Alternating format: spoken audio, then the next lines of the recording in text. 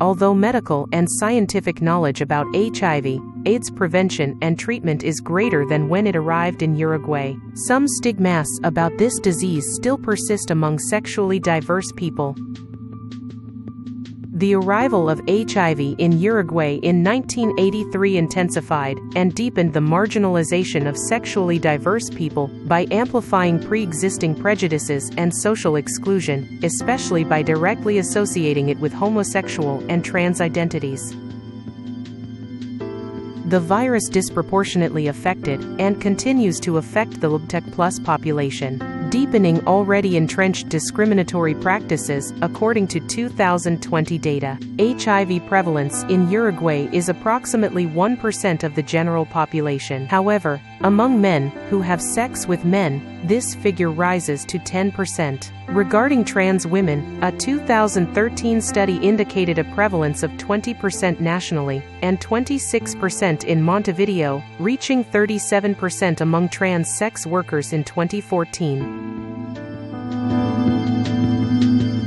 The association of HIV/AIDS with homosexuality and trans identities fueled stigmatizing narratives that historically portrayed them as dangerous or amoral, exacerbating their social and cultural exclusion. The pink plague served as an excuse for the state to once again target the transvestite sex worker population for police persecution. Around 1,988 weekly raids were reported, the sole justification of which was to detect the presence and prevent the transmission of HIV and other sexually transmitted diseases.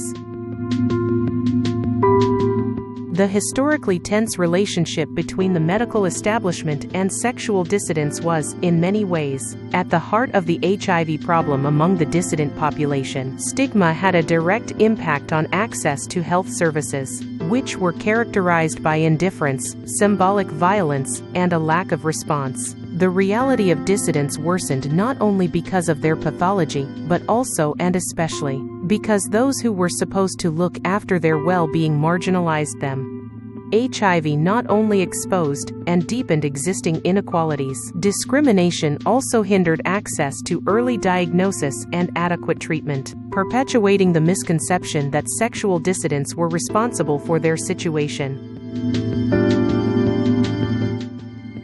In the face of state neglect, the role played by social organizations was fundamental. Since HIV arrived in Uruguay, groups of varying scope have emerged, some of which continue to exist today. These individuals have worked tirelessly to make these problems visible, educating those responsible, and demanding concrete responses.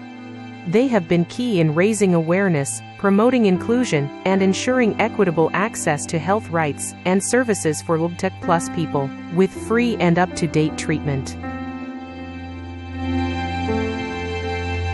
Montevideo, which is celebrated as diverse every September, has historically been a place of exclusion for those who lived and still live outside established gender norms.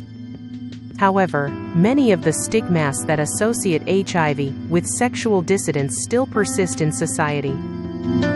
Knowing this history will allow us to avoid continuing to reproduce these prejudices.